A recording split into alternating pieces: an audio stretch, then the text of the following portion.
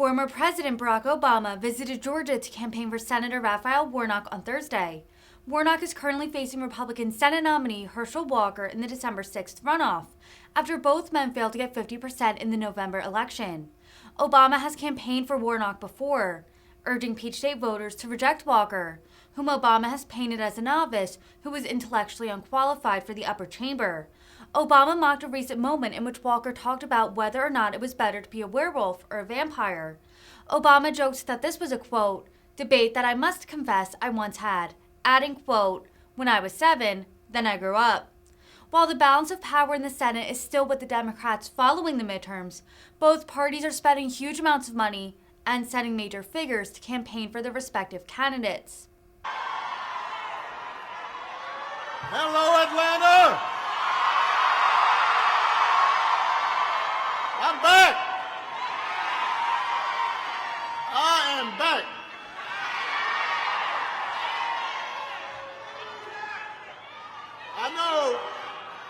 I know it. Si se puede. I am back. Yes, we can. You know, I know it feels like we just did this. And that's because we did. You get a buy one, get one free deal on elections this year. But I'm here today for the same reason that I was here the last time. To ask you to vote one more time for my friend and your outstanding senator, Raphael Warnock.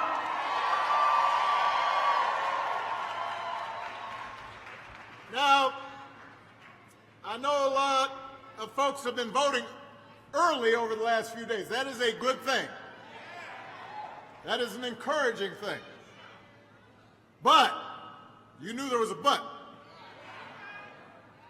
Plenty of folks haven't voted yet. Tomorrow is the last day for early voting. And then we need to get people out to the day, which means we've still got work to do. And you know what? I'm counting on you to do it.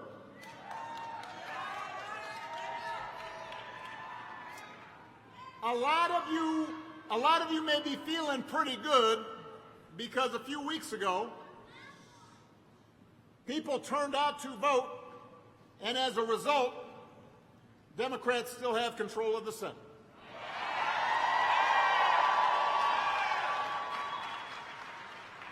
And because of some really concerted efforts in a lot of important states, many of the most egregious, potentially dangerous, and let's face it, somewhat crazy, folks, election deniers, got beat.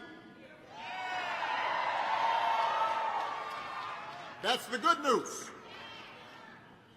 It turns out that most Americans prefer leaders who want to bring people together to solve real problems, as opposed to conspiracy theorists and fear-mongers.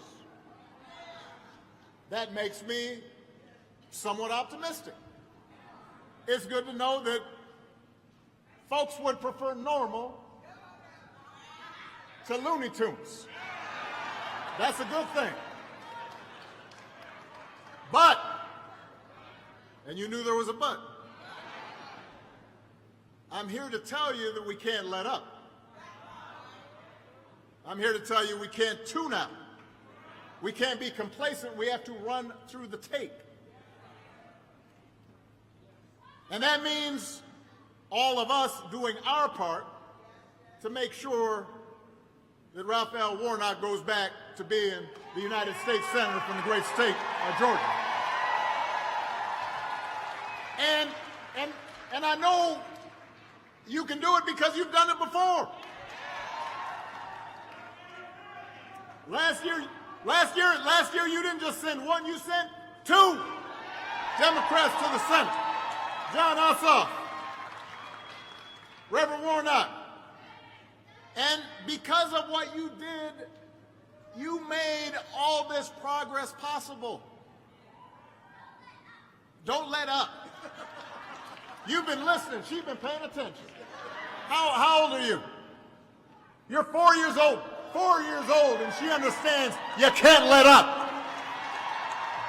She could have just summarized my entire talk. Out of the mouth of babes. If voters here in Georgia had stayed home 2 years ago, Republicans would have kept control of the Senate. And they would have blocked every single piece of legislation that President Biden and the Democrats ended up passing. It would have been their top priority. In fact, it probably would have been their only priority. But that's not what happened because of you, because you did not get weary. Because you did not act like everything was over. Democrats took back the Senate and were eventually able to translate that into people's lives being better in concrete ways. Because of you, President Biden and the Democrats, they didn't just rebuild the economy and keep unemployment low during the pandemic. They passed a law that would lower health care costs and prescription drug prices. They passed an infrastructure bill that will put people back to work. They passed the first major gun safety legislation in 30 years. They made the biggest investment in clean energy in our history. That happened because of you, Georgia.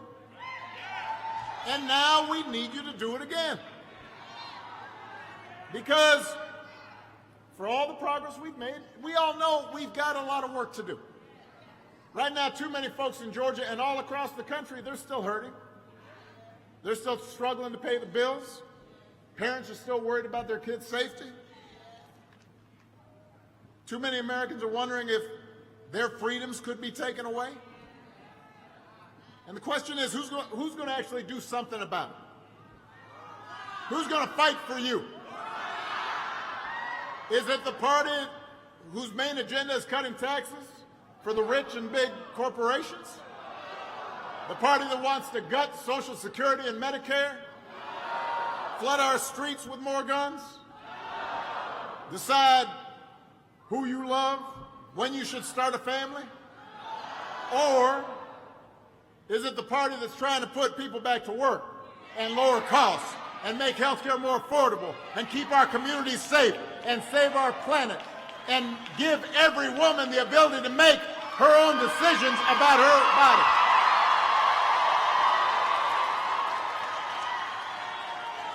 That's the choice in this election. That's what's at stake. And you know, the other side knows this. You heard what Reverend Warnock was talking about. They've spent millions of dollars here in Georgia over the past few weeks trying to get their folks to show up and get you to stay home. Because they know they don't have winning ideas. Their strategy is to scare you and confuse you and bamboozle you, run the okie doke on you, and make you believe that your vote does not matter. Am I right, Mayor? I am right. Here's the thing. That only works if you let it. You have the power to decide this election. You have the power to determine the course of this country. And if you work hard between now and Tuesday, if you get out to vote, but just as importantly, you get everybody that you know out to vote, then nobody's going to stop you. Go ahead. What's your name?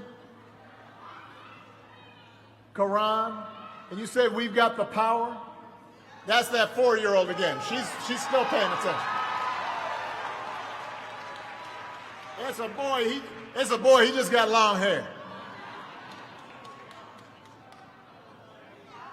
You got the power? He's only 4. and he's making sense. Now, there are just a couple of more things I got to clear up here. Karan may already know this, but some of the rest of you may not. Some folks are asking, well, if Democrats already have control of the Senate, why does this matter? What's the difference between 50 and 51? The answer is a lot. Let me break it down for you. An extra senator gives Democrats more breathing room on important bills. It prevents one person from holding up everything. And it also puts us in a better position a couple years from now when you've got another election, but the Senate map is going to be tilted in the favor of Republicans. And it'll help prevent Republicans from getting a filibuster-proof majority that could allow them to do things like passing a federal abortion ban. So that one vote in the Senate could make all the difference.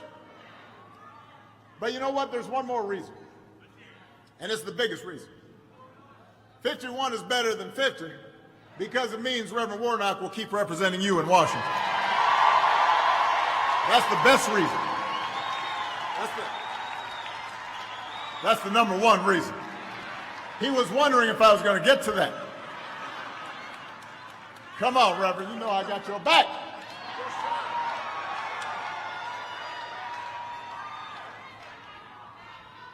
Let me talk about Warnock just a second. Let me say good things about Warnock.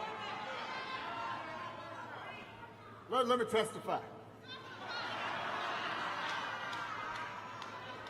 As your senator, Reverend Warnock hasn't been off chasing wacky conspiracy theories. He has not been drumming up fear and division. He's been, you know, Washington, they talk about some folks being show horses and some folks being workhorses. And you got a workhorse here. He's been working to lower prescription drug costs. He's been working to boost manufacturing jobs. He's been working to make sure that our veterans who serve this country honorably have the care that they need. He's been standing up for democracy. He's been protecting a woman's right to determine her own destiny. Reverend Warnock is a workhorse. And he also is a class act. Right? You just like the man. Because you sense his integrity when you talk to him. He's not just hard working, he's God-fearing. He's a community-serving person.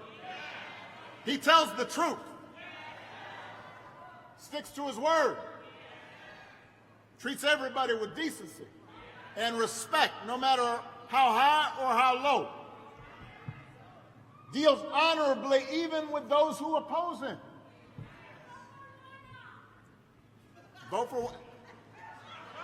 Karan also, once again summarized, said vote for Warnock. I'm telling you, this young man, he getting A's. Straight A's in this class. Now, on the other side, you got Mr. Walker. All right, don't boo now. Whoa! I told y'all that.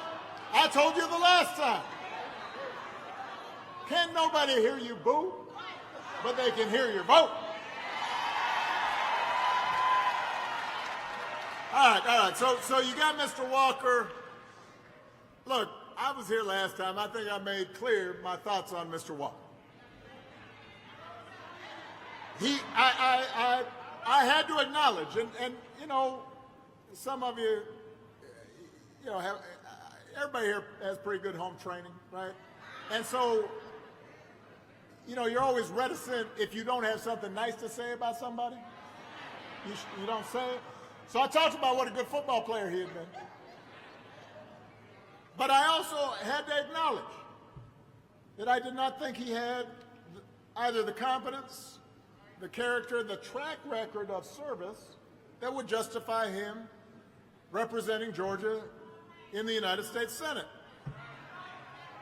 Now, if you had forgotten what I said the last time, it's okay, because you just have to wait a minute. He reminds you every time he opens his mouth. I mean, every day. Every day he comes up with something. Every day. Since the last time I was here, Mr. Walker has been talking about issues that are of great importance to the people of Georgia. Like whether it's better to be a vampire or a werewolf.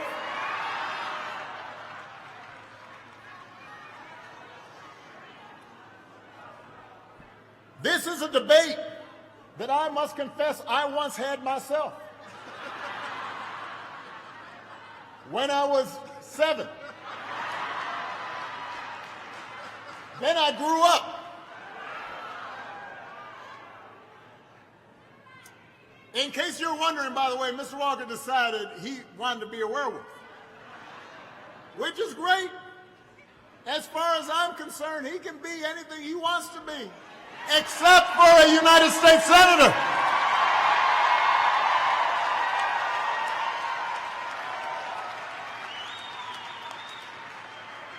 Since the last time I was here, apparently he also claimed that he used to let me beat him at basketball. But then he admitted that we've never actually met. So I guess this was more of an imaginary whooping that I laid on him.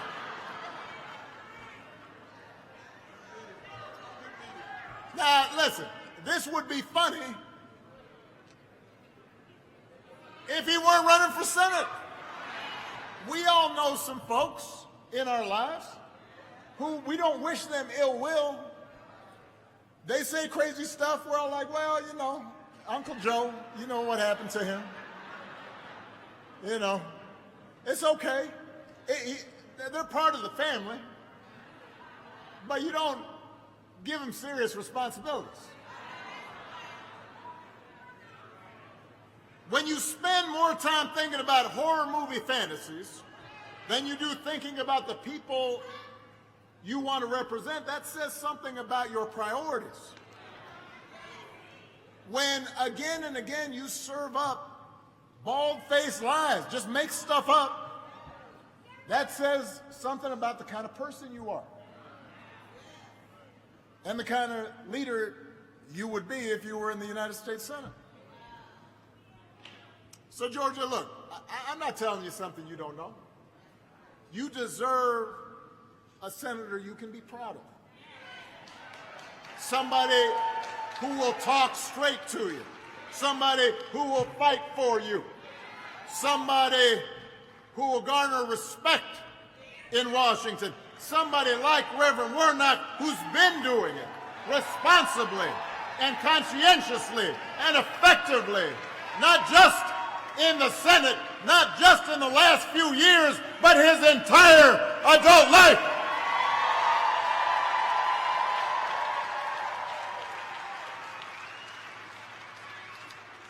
So that's why you need to get out and vote. That's why you can't let up. Because change doesn't happen in one election. It doesn't even happen in 2 elections. It doesn't even happen in 5 elections. Change only happens if you keep organizing, keep voting, keep mobilizing, keep educating, keep speaking up, keep working hard to make change happen. Imagine looking back in history, right after the Emancipation Proclamation. Imagine if all the abolitionists and the civil rights activists had said, Oh, everything's going to be okay now. Let's go home. Imagine if, after some women, not all women, but some women, got the right to vote, organizers said, oh, all right, I got mine. We're all equal now. Our work is done here. Imagine where we would be. If we want real progress, if we want lasting progress, we can't be satisfied with one victory because victories are always incomplete. History doesn't just move in a straight line, it moves sideways. Sometimes it moves backwards when we're not vigilant, when we're not working. So we can't allow ourselves to get tired. We need sustained effort. And by the way, not just on Election Day, but every day in between. And when I think about that vigilance, when I think about that stick-to-itness, when I think about finishing the job, there are a couple people that come to mind. The first is Georgia's own, my friend John Lewis.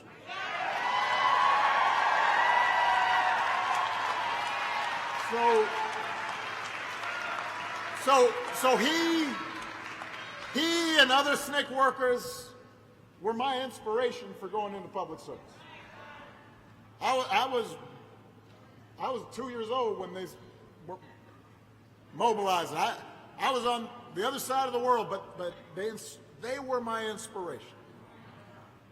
Because armed with nothing more than a backpack and the truth, John Lewis helped lead a long march towards freedom. At the age of 23. And so I had a chance to meet my hero when I was in law school. I was at that point 26, 27. And when I met him, he was everything I had hoped he would be. He was humble, and he was kind, and he was generous. And he took a long moment to talk to me and encourage me. Despite all that he had accomplished, he had no airs about it. But what struck me most about John was not his incredible heroism as a young man, but it's how he kept on marching and protesting. Even after he was elected to Congress, he's getting arrested in front of the South African embassy. He kept standing up for what was right. 1 decade, 2 decades, 3, just kept on going. Even when his cause was unpopular. Even when the spotlight had moved off him. In fact, the last time I saw John was at a virtual town hall that our foundation had organized in the wake of the George Floyd murder. And it was about a month before he passed. He was already ailing. You could tell he did not feel well. But he considered it his duty to stand with a new generation of activists and to help guide them in a principled and inclusive way and remind them that although wrongs needed to be righted, that it needed to be righted with nonviolence and with love and empathy and compassion. Here he was a month before he was about to die, and he kept on going. So that's one person. The other person who comes to mind when I think about persistence is a woman named Ann Nixon Cooper.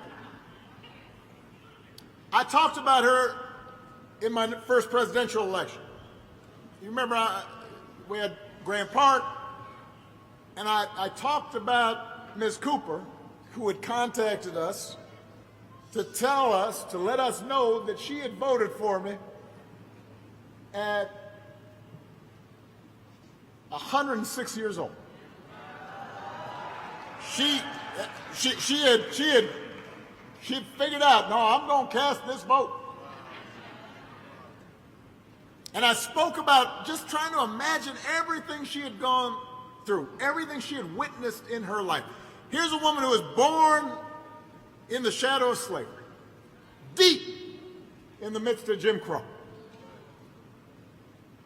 Born before really there were planes in the sky.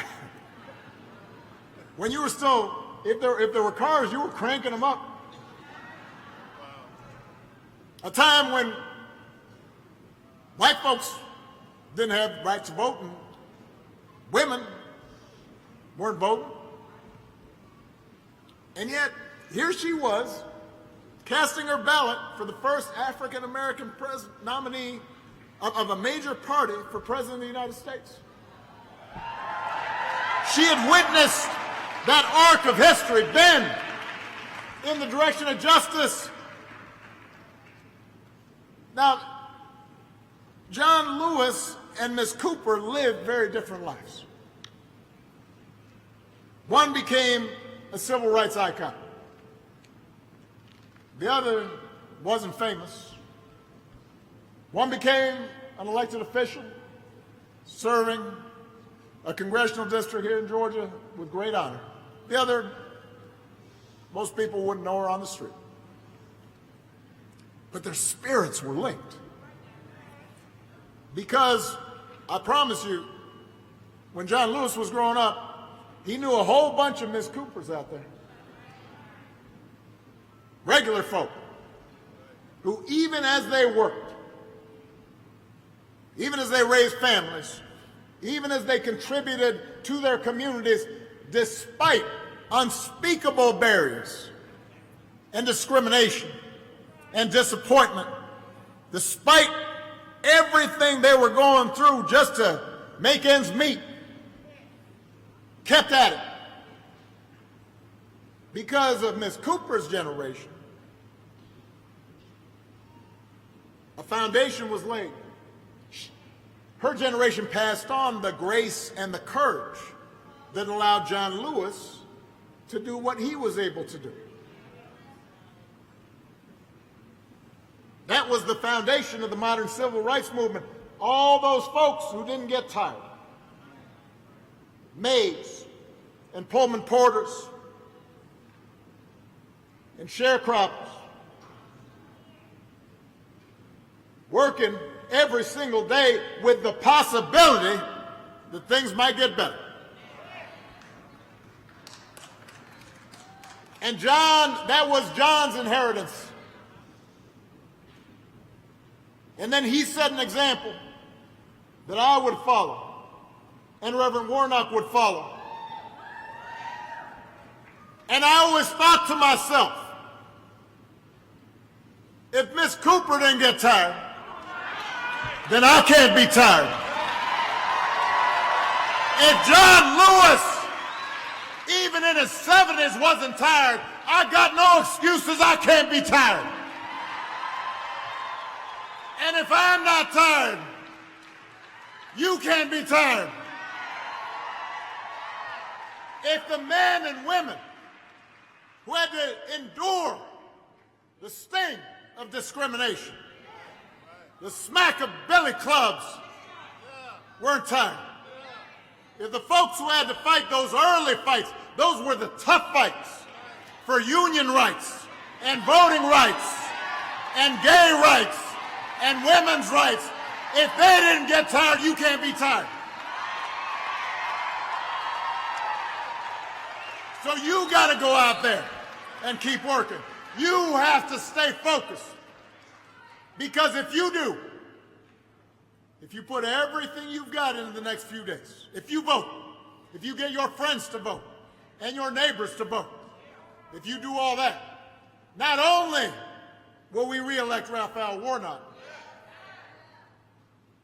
not only will we keep Georgia and America on a path to a better future, but we will be setting an example for a 4-year-old right here and laying a foundation for him to build on. And that 1-year-old over there, and I know I saw a 3-month-old here, they're watching right now to see If we're going to get tired, and I'm going to tell them right now, we're not going to be tired. We're going to bring it on home. Let's make this happen, Georgia. I love you. God bless you. Let's finish the job.